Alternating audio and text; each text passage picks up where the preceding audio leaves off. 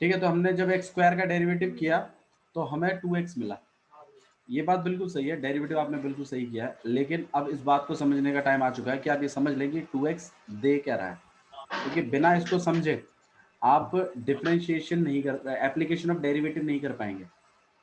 ठीक है, ये बात भी सही है कि change in y when there is change in x dy by dx वही रिप्रेजेंट करता है। ठीक है, लेकिन इस बात को एडमिट करिए, देखो ये एक्स स्क्वायर जो है ना, ये एक कर्व है। ये क्या है? एक कर्व, मतलब एक तरीके का एक कर्व है ऐसा। और एक्स क्यूब, एक्स की पावर 4+3, और ये सब भी क्या होंगे? कुछ ना कुछ कर्व ही होंगे। अब वो कर्व कैसे हैं आई डोंट नो एग्जैक्टली, क्योंकि हर कर्व को बनाना इट्स नॉट पॉसिबल, लेकिन हाँ हर इक्वेशन एक कर्व रिप्रेजेंट करती है, ये बात सही है। लीनियर इक्वेशन, लीनियर जो आपके पास इक्वेशंस होती हैं वो स्ट्रेट लाइन रिप्रेजेंट करती है, ये बात भी सही है। स्ट्रेट लाइन भी कहीं ना कहीं एक कर्व ही है, जिसके सारे पॉइंट्स एक स्ट्रेट स्लोप सेम कैरी करते हैं। अब आपको ये जो डेरिवेटिव है ये क्या बताता है उस चीज को देखिए। मेरे पास ये सारे ये कर्व है, तो कर्व किससे बना हुआ है? पॉइंटों से। किससे बना हुआ है ये? पॉइंटों से। बहुत सारे पॉइंट्स हैं इसमें, अनगिनत पॉइंट्स। ठीक है, तो हमने ये चीज पढ़ी थी कि अगर पॉइंट है तो ऑब्वियस सी बात है इसको टच करता हुआ एक टेंजेंट निकलेगा। एक क्या निकलेगा? एक टेंजेंट। ऐसे कितने पॉइंट है यहाँ पर? अनगिनत पॉइंट है।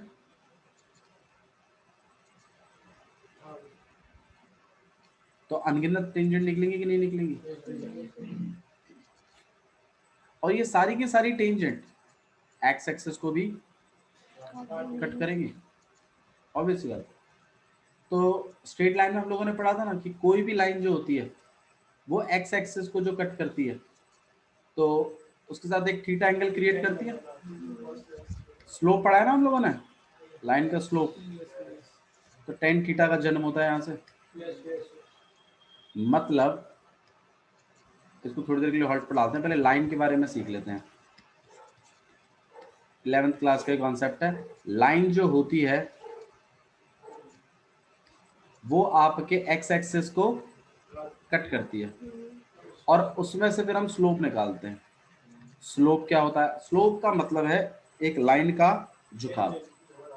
एक लाइन का झुकाव पॉजिटिव एक्स एक्सिस के साथ कितना झुकाव है उसका, उसे हम क्या कहते हैं? स्लोप कहते हैं। तो एक लाइन होती है, उसका कुछ स्लोप होता है। पहले तो इस बात को अपने दिमाग में डालो, हर लाइन का अपना खुद का क्या होता है? स्लोप होता है। झुकाव बनाती है वो एक्स एक्सिस के साथ, positive direction of x axis के साथ। तो स्लोप पॉजिटिव भी हो सकती है और नेगेटिव भी हो सकती है। ठीक है, अच्छा जी, देखो स्लोप निकालने का तरीका क्या है। स्लोप की पहले तो डेफिनेशन देख लो। It is a value of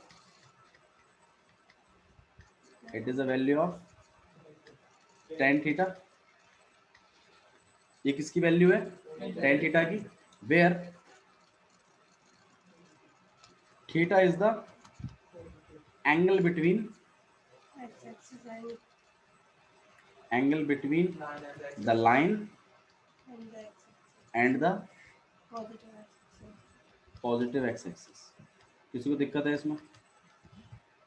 तो स्लोप निकालने का हमारा एक तरीका है, tan की वैल्यू है ना, tan थीटा ऐसे निकलेगी। ऑब्वियस सी बात है ये एक लाइन है, तो भैया ये पॉजिटिव एक्स एक्सिस के साथ कुछ ना कुछ एंगल क्रिएट कर रही होगी। इसकी tan की वैल्यू ही इस लाइन की क्या है? स्लोप। आया ना? अब अगर ये थीटा एक्यूट है,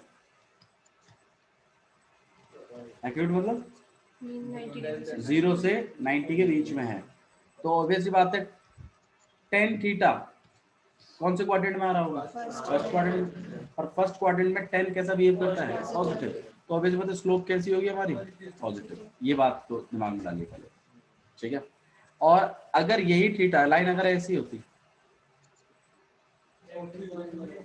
तो आपका थीटा ऑब्ट्यूज बना रहा है। थीटा अगर ऑब्ट्यूज बना रहा है तो इसका मतलब आपका सेकंड क्वाड्रेंट में आ जाएगी बात। पर सेकंड क्वाड्रेंट में tan थीटा कैसा बिहेव करता है? नेगेटिव। तो मेरे को ये बात समझ में आई कि स्लोप अगर पॉजिटिव है तो इसका मतलब थीटा पॉजिटिव एक्यूट है। थीटा क्या है? एक्यूट। लाइन ऐसी है, ऐसा झुकाव है लाइन का। और अगर थीटा ऑब्ट्यूज है तो स्लोप कैसी है? नेगेटिव। इस बात को भी, रिलेशन को भी ध्यान रखिए कि स्लोप अगर नेगेटिव है तो मतलब थीटा कैसा है? बोलो। स्लोप नेगेटिव है तो थीटा कैसा है? ऑब्ट्यूज। ऑब्ट्यूज। इस बात को अपने दिमाग में डालो पहले तो। और स्लोप अगर पॉजिटिव है तो थीटा कैसा है? एक्यूट। और स्लोप अगर जीरो है तो थीटा कैसा है? पॉजिटिव। तो भी एक्यूट ही है। जीरो है। अरे 10 जीरो ही तो जीरो होता है यार। और 10 जीरो अगर जीरो है तो मतलब आपकी लाइन कैसी है? पैरेलल टू एक्स एक्सिस है। Parallel to X axis. ये सब बातें पता होनी चाहिए आपको। है पॉजिटिव नेगेटिव नहीं होता जीरो में। क्लियर है? यहाँ तक है आपको समझ में? ठीक है। देखो ये जो चीजें मैं आपको बता रहा हूँ ये आधार बना रही हैं अगले वाले चैप्टर का। बेसिक है ये अगले चैप्टर का कहीं ना कहीं। एप्लीकेशन ऑफ डेरिवेटिव का आप कह रहे हो ना, एप्लीकेशन ऑफ डेरिवेटिव समझ में नहीं आता भैया। वो समझ में इसलिए नहीं आता तुम्हें तो बेसिक तो है नहीं। अब पढ़े हो और क्वेश्चन करना चाहते हो डिफरेंशिएशन के दम पे। डिफरेंशिएशन के दम पे नहीं होगा एप्लीकेशन ऑफ डेरिवेटिव। सिर्फ डिफरेंशिएशन के दम पे नहीं होगा। प्रीवियस नॉलेज भी बहुत जरूरी है एप्लीकेशन ऑफ डेरिवेटिव के लिए। एप्लीकेशन ऑफ डेरिवेटिव के लिए तो सरफेस एरिया वॉल्यूम भी चाहिए। चाहिए ना? ओके। तो हमने लाइन पढ़ लिया, हमने स्लोप भी पढ़ लिया। और स्लोप निकालने का तरीका है टेन थीटा। मतलब तुम मेरे को बस ये बता दो कि ये लाइन एक्स एक्सिस के साथ कितना एंगल क्रिएट कर रही है और मैं तुम्हें इस लाइन का स्लोप निकाल कर दे दूंगा। ये आपने 11वीं क्लास में पढ़ा था। फिर आपने एक तरीका और भी पढ़ा था, m equal to y2 minus y1 upon में। मतलब अगर तुम्हें एक लाइन पर 2 पॉइंट दे दूं मैं तो भी तुम इसका क्या बता सकते हो? स्लोप बता सकते हैं ना। फॉर्मूला याद है ना ये?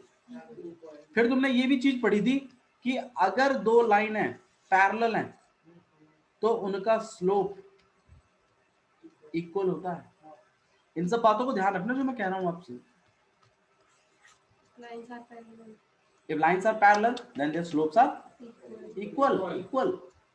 तो मतलब अगर मैं आपको एक स्लोप दे दूं तो आप दूसरी भी पता लगा ही लोगे अगर लाइनें पैरेलल हैं। कुछ गलत तो नहीं कह रहा मैं इसमें? अच्छा ओके। और अब चलो ये चल ही रहा है तो अगर लाइनें परपेंडिकुलर है तो दोनों के बीच में रिलेशन ये होता है कि m1 इंटू में m2 इक्वल टू में -1। मतलब अगर एक स्लोप पता चल गई तो दूसरी तुम निकाल सकते हो। मान लो इसकी स्लोप 2 है तो इसकी कितनी होगी? -1/2। रेसिप्रोकल हो जाता है और नेगेटिव लग जाता है। सोचो ना, यहाँ 2 रख दो तो m2 इक्वल टू में कितना? हाँ जी, इन बातों को ध्यान रखना। ठीक है। अच्छा जी, अब वापस आ जाते हैं स्लोप पे, उस पर आ जाते हैं डेरिवेटिव पे। डेरिवेटिव क्या था? डेरिवेटिव एक, जैसे मान लो एक्स स्क्वायर है तुम्हारे पास क्या है? एक एक्स स्क्वायर। मान लीजिए आपके पास एक्स स्क्वायर है, इसका डेरिवेटिव कितना था? 2x। विवाद अभी भी इसी पे ही है कि 2x क्या है। हाँ जी, जनरल इक्वेशन लाइन की नहीं है, जनरल इक्वेशन है उस कर्व पर बनने वाले जितने भी टेंजेंट हैं उनके स्लोपों की। हाँ जी, देखो मतलब ये कर्व हो गया। अब इस कर्व पे ना जाने कितने पॉइंट बन रहे होंगे और हर पॉइंट की अपनी एक टेंजेंट है। टेंजेंट क्या होती है? एक लाइन ही तो होती है। और लाइन है तो भैया पक्का क्या निकलेगा? स्लोप भी निकलेगा। निकलेगा नहीं निकलेगा? तो ऑब्वियस सी बात है इन जितनी भी टेंजेंट है ये एक पैटर्न फॉलो कर रही होंगी। इनका स्लोप ना एक पैटर्न फॉलो कर रहा होगा। तो मान लीजिए जैसे मान लो मैंने यहाँ पर एक पॉइंट ले लिया और एक पॉइंट मैंने यहाँ ले लिया। मैं जब इसकी स्लोप बनाया तो कुछ ऐसी है और इधर बनाया तो कुछ ऐसा। ये ऑब्वियसली बात है थीटा 1 है और ये आपके पास थीटा 2 है। लेकिन जब मैंने ये पॉइंट पता लगाया कि पॉइंट है कहाँ, तो मुझे पता चला ये पॉइंट x इक्वल टू 6 पर है। मतलब ये ऑब्वियस बात है ना, ये ओरिजिन है 1 2 3 4 5 और ये 6। तो ये वाला पॉइंट तो 5 पर है और ये वाला पॉइंट 6 पर है, हाँ या ना। तो अगर मुझे इस वाले पॉइंट से पास होने वाले टेंजेंट की स्लोप चाहिए तो इसमें x कितना रखना पड़ेगा 6। अगर ये जो टेंजेंट बन रही है आपस में वैल्यू तो स्लोप क्या है? हाँ बिल्कुल बिल्कुल होंगे। अगर मैंने मान लो मेरे को ये पता लगाना है कि नहीं, मेरे को तो वो 6 वाले पॉइंट से पास होने वाली स्लोप बताओ, उस टेंजेंट की क्या बताओ स्लोप बताओ, तो आपने इस 2x में क्या रख देना है, तो 12 मिलेगा। तो 12 है इस टेंजेंट की स्लोप, ये जो खड़ी है ना स्लोप ऐसे थीटा 2 बना रही है जो। और अगर मुझे ये वाली पता लगानी है इस वाले टेंजेंट की स्लोप, तो x की जगह क्या रख देना 5। तो मतलब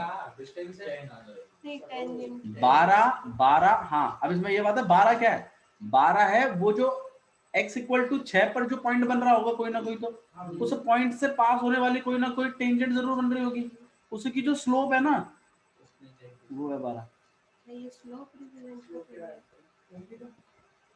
स्लोप 12 है मतलब समझ नहीं, मतलब स्लोप डिस्टेंस 12 है। नहीं स्लोप 12 है, उस टेंजेंट की स्लोप 12 है, मतलब 12 स्लोप बनेगी। अरे नहीं उसकी वैल्यू 12 है। हाँ भाई स्लोप स्लोप क्या रहता है, हाँ हाँ बोलने में तो बोल सकते हो tan थीटा 12 है, लेकिन स्लोप की बात कर रहा हूँ यहाँ पे। tan थीटा इन्फिनिटी तक जाता है, अभी फिलहाल के लिए 12 है, क्या दिक्कत है, 0 से इन्फिनिटी जाती है tan की वैल्यू। हाँ 12 एंगल 12 नहीं है, स्लोप 12 है। उसका झुकाव x एक्सिस के साथ, मतलब ये जो भी वैल्यू है ना ऑब्वियसली बात है झुकाव, रुक जा एंगल 12 नहीं, झुकाव is not theta, tan theta is the झुकाव। स्लोप जो है ये तो शांत रहे। हाँ तो ऐसे ही तो किसी एंगल पर 10 वो बना के तो इक्वल टू 12 दे रहा होगा, वो बात ठीक है। तो इस वाली स्लोप, इस वाली जो टेंजेंट है इसकी जो स्लोप है वो कितनी है 12 है। निकालने के लिए किया क्या आपने, आपने पहले उस फंक्शन का डेरिवेटिव निकाला, फिर उस डेरिवेटिव में आपने x की वैल्यू डाल दी, फिर तुम्हें जो आंसर मिला वो स्लोप ही था उस टेंजेंट। लॉजिक समझ में आ रहा है नहीं। ऐसे ही 5 वाले पॉइंट से भी तो कोई लाइन पास करती हुई जा रही होगी और उसका भी कुछ स्लोप होगा, वो कैसे पता चलेगा, उसके लिए तुम इसमें इस बार क्या चला देना, x की जगह क्या चला देना 5, 2 into 5 कितना दे देगा, ये x स्क्वायर क्या है बताओ भाई, x स्क्वायर क्या है, अरे ये कर्व है x स्क्वायर, तो ये 2x क्या है, ये जनरल फॉर्मूला है सारी टेंजेंटों की स्लोपों का। तुम x की वैल्यू डाल रहे हो और तुम्हें स्लोप मिल रही है उस पर्टिकुलर टेंजेंट की। तो ये सब अगर हम स्लोप दे रहा को अगर हम और ये जो इंटीग्रेशन कर दें इसके जो पॉइंट्स हैं ये इनको रिप्रेजेंट कर रहे हैं कि ये कर्व को कहाँ कहाँ। हाँ जी ये वाले जो पॉइंट्स है ये रिप्रेजेंट करें x की वैल्यू कहाँ कहाँ गिर रही है। नहीं है, अरे बोलो ये क्लियर है। अच्छा जी अब ये एक्सरसाइज कौन सी है, एक्सरसाइज 5.1, तो मतलब डेरिवेटिव पढ़ने से पहले आपने ये सब चीज पढ़ी है, ये सब चीज पढ़नी है। अब मैंने आपको 11th में एक चीज और बताई थी, फंक्शन का कंटिन्यूअस होना, फंक्शन का कंटिन्यूअस होना, हाँ जी फंक्शन का कंटिन्यूअस होना और फंक्शन का डिफरेंशिएबल होना, ठीक है। ये दो अलग अलग चीज है, पहले कंटिन्यूअस पढ़ लेते हैं। कंटिन्यूअस क्या, फॉर एग्जाम्पल जैसे ये आपके पास एक फंक्शन है और अगर आप इसको बिना पेन उठाए बना दो, तो हम क्या कहेंगे ये फंक्शन कंटिन्यूअस। कंटिन्यूअस का मतलब है लगातार, हाँ मतलब जिसको कोई एंडिंग पॉइंट नहीं है। कंटिन्यूअस का मतलब है लगातार। अरे ठीक है, सुन लो मेरी बात। फंक्शन का मतलब क्या? फंक्शन देखो, इसकी शुरुआत हुई थी लिमिट से एक्चुअली। यस कंटिन्यूअस तो बहुत बाद में आया था, पहले पहले लिमिट से शुरुआत हुई थी इसकी। लिमिट सुन लो क्या है। लिमिट्स आपके पास ऐसी थी कि भाई जैसे मान लो एक्स स्क्वायर माइनस 9 है, ठीक है, और यहाँ पे x माइनस 3 है, और अगर मैं आपसे बोलूँ इस फंक्शन की वैल्यू मुझे 3 पर बताओ, तो आप 3 अगर इसमें लगा देते हो तो ये 0/0 बन जाएगा, मतलब इनडिटरमिनेट फॉर्म आ जाएगी। 0. सही है, This is not possible. Indeterminate form है। इनडिटरमिनेट फॉर्म का मतलब होता है ऐसी फॉर्म्स जिसकी वैल्यू कैलकुलेट नहीं की जा सकती। इसमें इस फंक्शन में कोई भी एक फंक्शन है fx, एक फंक्शन है, मैंने इसमें 3 लगा के देखा, मेरे को फंक्शन पर नॉट डिफाइंड आ रहा है। नॉट डिफाइंड क्या? इनडिटरमिनेट। नॉट डिफाइंड भी अलग है, इनडिटरमिनेट अलग है। इनडिटरमिनेट मतलब ऐसी वैल्यूज जो मैथमेटिशियंस अभी तक कैलकुलेट नहीं कर पाए। Infinity और वैसे नहीं है, नहीं, infinity, infinity is somewhat calculative, somewhat, लेकिन इनडिटरमिनेट फॉर्म मतलब है कि ये समझ में ही नहीं आता कि क्या ऑपरेशन फॉलो करें इसमें।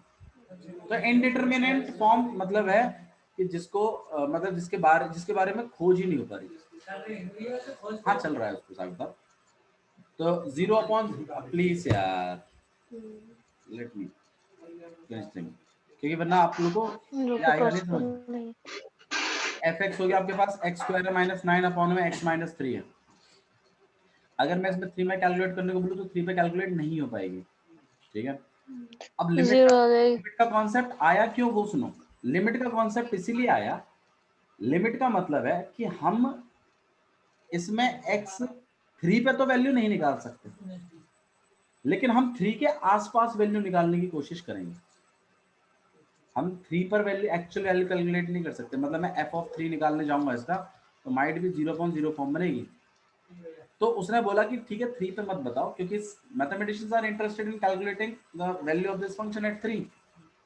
वो इंटरेस्टेड थे, वो कैलकुलेट करना चाहते थे, और लेकिन हो नहीं पा रही थी क्योंकि इंडिटरमिनेट फॉर्म बन रही थी, वो फॉर्म वो जानते नहीं थे। तो उन्होंने बोला ठीक है तो एक काम करते हैं, लगभग पता लगा लेते, लगभग पता लगा लेते।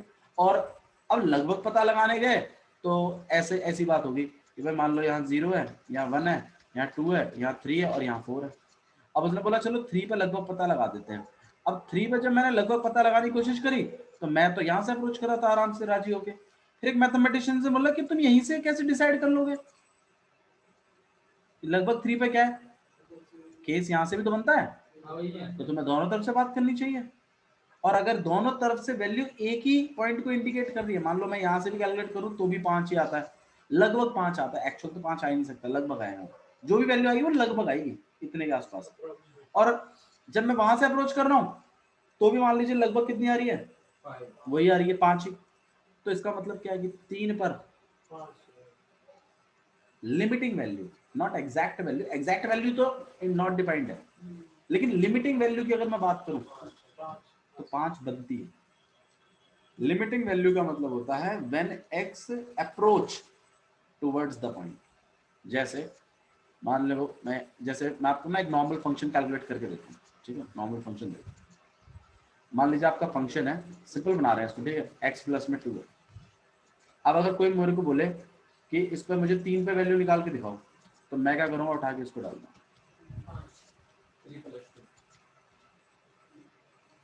सही है, ये 5 क्या है, ये एग्जैक्ट वैल्यू है। ये क्या है, एग्जैक्ट वैल्यू। एक तो कॉन्सेप्ट ये है एग्जैक्ट वैल्यू। अब मैं आपको लिमिटिंग वैल्यू बताता हूँ। लिमिटिंग वैल्यू होती है ये, जब मैं 3 की तरफ अप्रोच करूं और उस टाइम पर मुझे जो फंक्शन वैल्यू देगा ना, ऐसे लिखते हैं लिमिटिंग वैल्यू को। ये चीज अलग है, ये चीज अलग है। एग्जैक्ट वैल्यू अलग बात होती है, लिमिटिंग वैल्यू अलग बात होती है। देखो ये जो कॉन्सेप्ट है ना, ये सिकंदर के लिए नहीं है, समझो, ये नॉर्मल बच्चों के लिए नहीं है कॉन्सेप्ट। मैं तुम्हें क्वेश्चंस करा देता हूँ, तुम बोलो तो मैं क्वेश्चन करा देता हूँ। मैं क्वेश्चन करा दो, आप बकवास मत छोड़ो। बट उससे अगर एमसीक्यू में घूम के सवाल आएगा तो तुमसे होगा नहीं, क्योंकि तुम्हें पीछे का तो पता ही नहीं है सिनेरियो क्या है। इसीलिए ये एक्सरसाइज समझ में नहीं आई आज तक। कभी आई? पढ़ाई तो मैंने पहले भी है।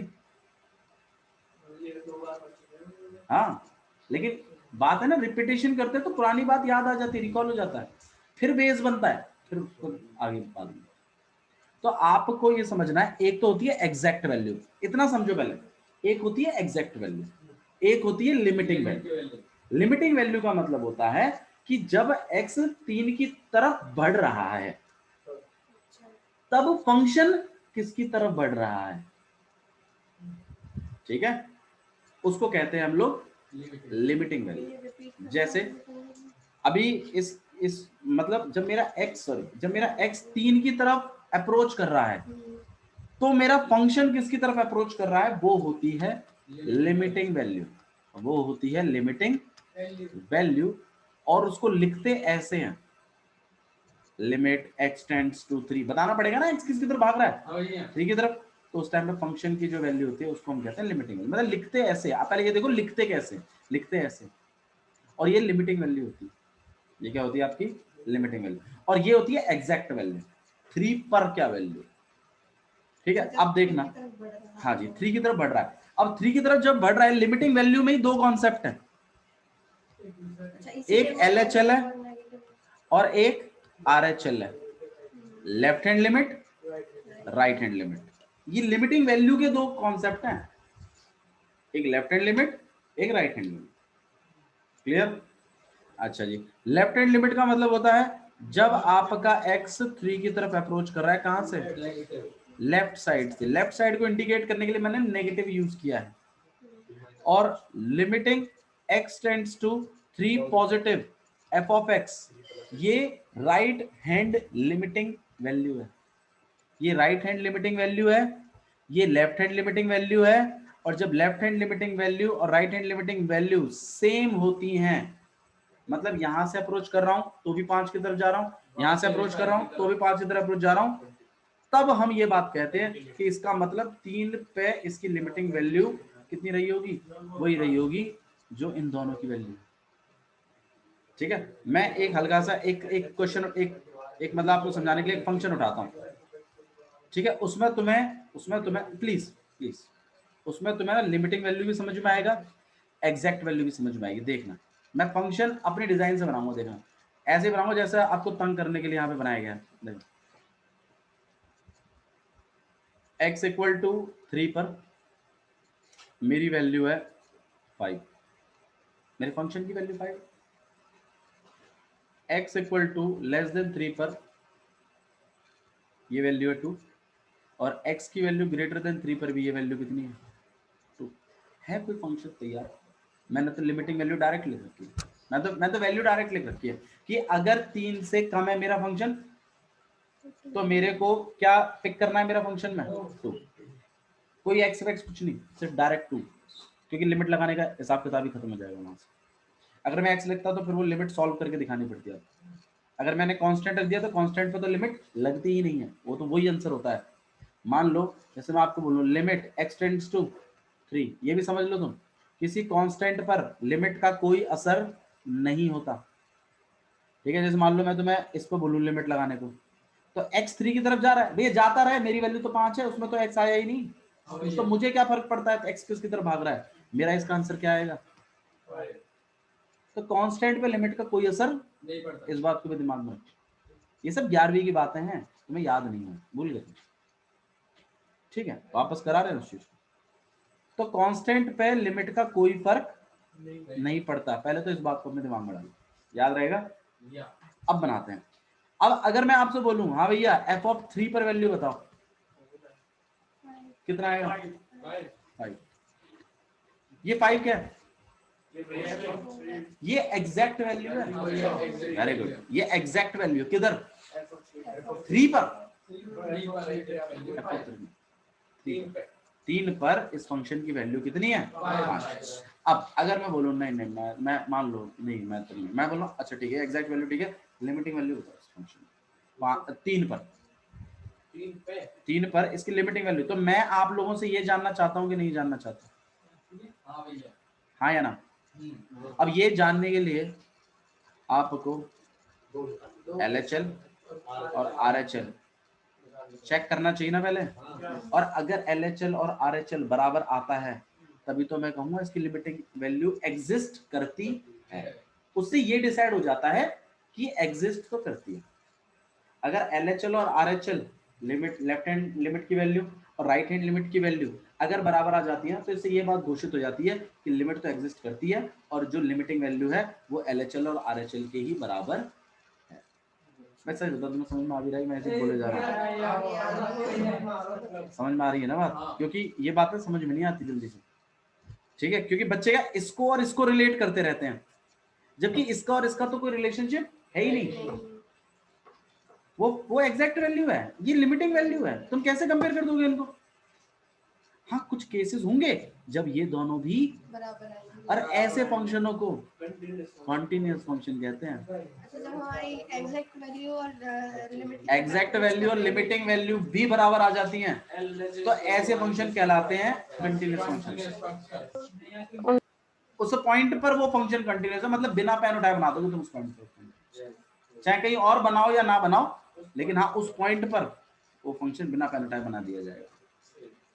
तो अगर ये क्लियर है तो कंटिन्यूअस की तो बाद में आएगी बात, पहले लिमिटिंग वाली बात। अच्छा, लेफ्ट हैंड लिमिट के लिए मुझे कैसे लिखना चाहिए? x tends to 3 negative f of x, और f ऑफ x 3 नेगेटिव मतलब 3 से थोड़ा सा कम, 3 से थोड़ा सा कम 2.99 हो चाहे 2.5 हो, ये फंक्शन तो यही उठेगा, मतलब यही इंटरवल तो यही है, इंटरवल ये है तो fx की जगह मुझे ये लिखना चाहिए। तो मैं इसको जब सॉल्व करूंगा तो मैं क्या लिखूंगा? Limit x tends to 3 negative कितना, f ऑफ 2 नहीं, हाँ अबे 2 फंक्शन की जगह ही तो लिखना है। दोबारा बता, ये fx है, इस इंटरवल के लिए ये fx है, इस इंटरवल के लिए ये fx है, और इस इंटरवल के लिए ये fx है, तभी तो मैंने फंक्शन की वैल्यू तो लिखी है। तो मैं अपने fx की जगह क्या रखूंगा यहाँ पे? 2, और कांस्टेंट पे तो कोई असर, अगर यहाँ x होता तो फिर उस x को कैसे सॉल्व करते हैं वो बात अलग थी, उसमें नहीं जा रहा मैं, क्योंकि अलग जाना तो पड़ेगा ही। तो इसका आंसर कितना आएगा? 2, कांस्टेंट को फर्क नहीं पड़ता। और RHL के लिए limit x tends to 3 positive 3 से बड़ा, 3 पॉजिटिव मतलब 3 से बड़ा, 3 से बड़ा मतलब ये वाला इंटरवल, ये वाला इंटरवल तो फंक्शन की वैल्यू कितनी है? इसमें भी 2 ही है, तो आप लिखोगे limit x tends to 3 positive 2, और इसका 2, तो इसका मतलब मेरी LHL और RHL की वैल्यू कैसी है? इक्वल है। और अगर LHL और RHL सेम है तो आप इससे 2 बातें लिख सकते हो। पहला, limit exist, limit exist at x equal to 3, limiting value exist करती है। अब अगर मैं बोलूं हाँ भैया लिमिटिंग वैल्यू एग्जिस्ट करती है, तो तुम्हारा अगला सवाल क्या होगा मेरे से? अरे अगर एग्जिस्ट करती है वैल्यू बताओ ना, क्यों नाटक कर रहे हो? अगर लिमिटिंग वैल्यू एग्जिस्ट करती है तो तुम लिमिट बताओ, फिर मतलब उसकी वैल्यू बताओ, तो उसकी वैल्यू वही होगी जो आपकी इन्हीं की चलती है। लिमिटिंग वैल्यू को तो ऐसे लिखते थे ना, याद करो, तो भैया इन्हीं के बराबर तो है ही है नहीं है। अगर LHL और RHL अगर इक्वल हो जाते हैं, लिमिटिंग वैल्यू की तो तब बात होगी ना जब लिमिट एग्जिस्ट करेगी।